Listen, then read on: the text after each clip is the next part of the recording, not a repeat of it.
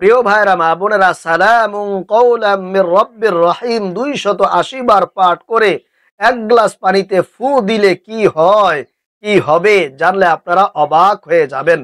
আপনি যখনই অসুস্থ হবেন, আপনার যে কোনো জটিল এবং কঠিন রোগ হোক না কেন, প্রথমত আপনি আল্লাহ রাব্বুল আলামিনের উপরে পরিপূর্ণ ভরসা রেখে পবিত্র কোরআন আল কারীমের এই ছোট্ট দোয়াটি শুধুমাত্র 280 বার পাঠ করে এক গ্লাস পানিতে ফু দিয়ে সেই পানিটা যদি আপনি পান করতে পারেন, ইনশাআল্লাহ তাআলা সাথে সাথে আপনি সুস্থতা অনুভব করতে শুরু করে দিবেন।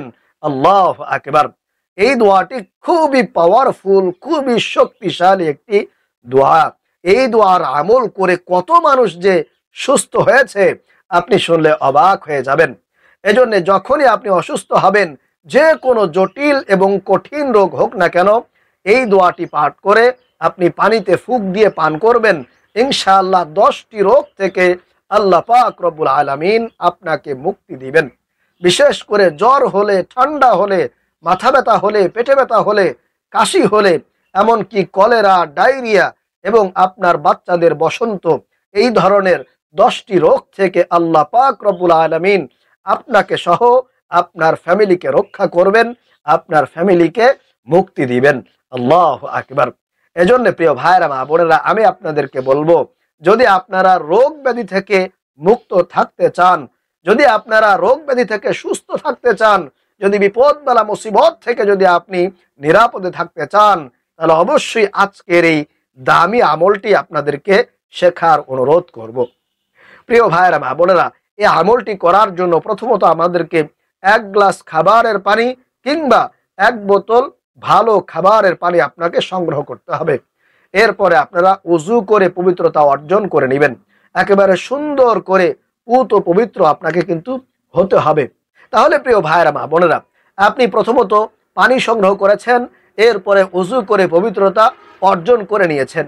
এখন আপনাদেরকে অনুরোধ করব, যদি সম্ভব হয় তাহলে 2 রাকাত নফল নামাজ আপনি একটু কষ্ট করে আদায় করে নেবেন, তাহলে সবচেয়ে বেশি ভালো হবে, উত্তম হবে, ফলাফলটা আপনি খুব দ্রুত ইনশাআল্লাহ পেয়ে যাবেন। তাহলে 2 রাকাত নামাজে আপনারা সূরাতুল ফাতিহার সঙ্গে যে কোনো 2টি সূরা আপনি মিলিয়ে রুকু করবেন, সেজদা করবেন। এরপরে সালাম ফিরিয়ে আপনি জায়নামাজের মধ্যে বসে যাবেন। আমি সংক্ষিপ্তভাবে আপনাদেরকে নামাজের নিয়মটা একটু বলে দেওয়ার চেষ্টা করেছি। তাহলে আপনি জায়নামাজে বসে গিয়ে 1 নম্বরে আপনাদেরকে সেই পানির গ্লাসটা হাতে নিতে হবে। হাতে নিয়ে 1 নম্বরে আপনারা 3 বার ইস্তিগফার পাঠ করবেন।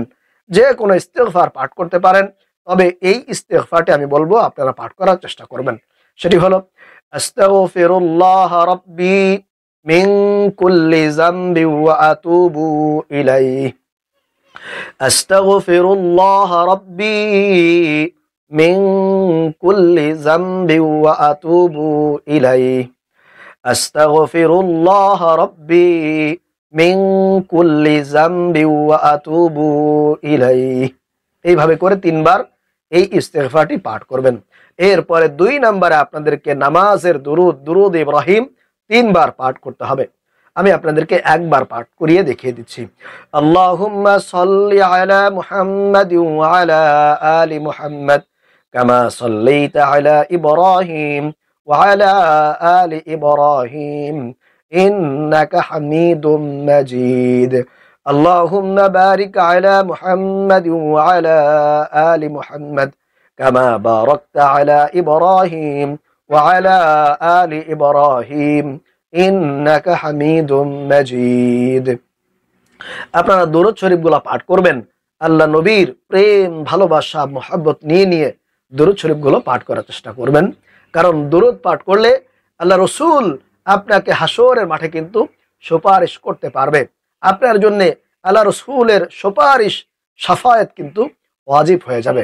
এজন্য অবশ্যই সব সময় দরুদ শরীফ পাঠ করার চেষ্টা করবেন, আর বেশি বেশি আল্লাহ রসুলের প্রেম, ভালোবাসা, মহব্বত নিয়ে পড়বেন। তাহলে ইনশাআল্লাহ আল্লাহ রাব্বুল আলামিন আপনার উপরে খুশি হয়ে যাবেন, আপনার আমলটা কিন্তু কবুল হয়ে যাবে। তাহলে প্রিয় ভাইরা মা বোনেরা, 1 নম্বরে আপনারা 3 বার ইস্তিগফার পাঠ করবেন, 2 নম্বরেও 3 বার দরুদ শরীফ পাঠ করবেন। এরপরে 3 নম্বরে আপনাদেরকে 280 বার সালামুন কওলাম মির রব্বির রহিম, সালামুন কওলাম মির রব্বির রহিম 280 বার পাঠ করে সেই গ্লাসের মধ্যে থাকা পানির উপরে আপনাদেরকে পরপর 3টি ফুঁক দিতে হবে, 3টি দম করতে হবে এইভাবে। ছু ছু ছু। এরপরে ইনশাআল্লাহ সর্বশেষ আপনারা 3 বার দুরূদ শরীফ পড়ে আমলটা শেষ করবেন। তাহলে আমি আপনাদেরকে দেখিয়ে দিচ্ছি কিভাবে আপনারা পড়বেন। যদি আপনাদের তাসবিহ থাকে তাহলে এরকম একটি তাসবিহ নেবেন, নিয়ে একেবারে 280 বার পাঠ করার চেষ্টা করবেন। কম যাতে না হয়, তবে যদি বেশি হয়ে যায় তাহলে সমস্যা নেই, তবে 280 বারই পাঠ করার চেষ্টা করবেন এইভাবে। সালামুন কওলাম মির রব্বির রহিম, সালামুন কওলাম মির রব্বির রহিম, সালামুন কওলাম মির রব্বির রহিম, সালামুন কওলাম মির রব্বির রহিম। এইভাবে করে 280 বার পড়ে পানির উপরে ফুঁক দিবেন। এরপরে দুরূদ শরীফ পড়ে আমলটি শেষ করবেন। তাহলে আসুন প্রিয় ভাইরা মা বোনেরা, এই পানিটা আপনারা কিভাবে ব্যবহার করবেন। যখনই আপনার কিংবা আপনার ফ্যামিলির কারো অসুখ হবে, রোগব্যাধি হবে, তখন ইনশাআল্লাহ এই পানির সঙ্গে আরো কিছু পানি মিশিয়ে আপনি কিংবা যে অসুস্থ হয়েছে তাকে প্রতিদিন সকাল বিকাল 1 গ্লাস পানি করে পান করাতে হবে। আপনি নিজে পান করবেন অথবা আপনার ফ্যামিলির সদস্য, আপনার সন্তান হতে পারে, আপনার স্ত্রী হতে পারে, কিংবা আপনার মা বাবা যেই হোক না কেন, আপনারা এই পানির সঙ্গে অন্য আরো কিছু পানি মিশিয়ে প্রতিদিন সকালে এবং বিকালে খালি পেটে আপনাদেরকে 1 গ্লাস করে পানি পান করতে হবে। ইনশাআল্লাহ তাআলা আল্লাহ পাক রব্বুল আলামিনের রহমতে ওই লোকটা সুস্থ হয়ে যাবে। আপনাকে আল্লাহ রব্বুল আলামিন অল্প সময়ের মধ্যেই সুস্থ করে দিবেন।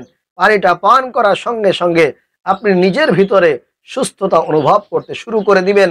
আপনার ভিতরে ভালো লাগা শুরু হয়ে যাবে ইনশাআল্লাহ। আশা করি বুঝতে পেরেছেন। প্রিয় ভাইরা মা বোনেরা, এই আমলটি আপনারা একদিন করলেই হয়ে যাবে। এরপরে শুধু পানিটা মিশিয়ে মিশিয়ে আপনাদেরকে পান করতে হবে। তাহলে যারা যারা আপনারা এই আমলটি করতে চান তারা অবশ্যই কমেন্টস করবেন, অনুমতি চাইবেন।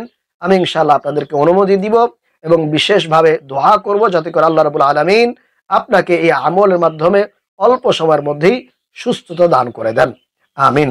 তবে অবশ্যই আপনারা ভিডিওতে একটি লাইক দিবেন, কমেন্টস করবেন এবং আমাদের এই চ্যানেলে যারা এখনো যুক্ত হন নাই, অর্থাৎ সাবস্ক্রাইব করেন নাই, আপনারা ইনশাআল্লাহ দয়া করে সাবস্ক্রাইব করে দিবেন। আল্লাহ রাব্বুল আলামিন আমাদেরকে এই আমলটি সঠিকভাবে করার তৌফিক দান করুন। আমিন।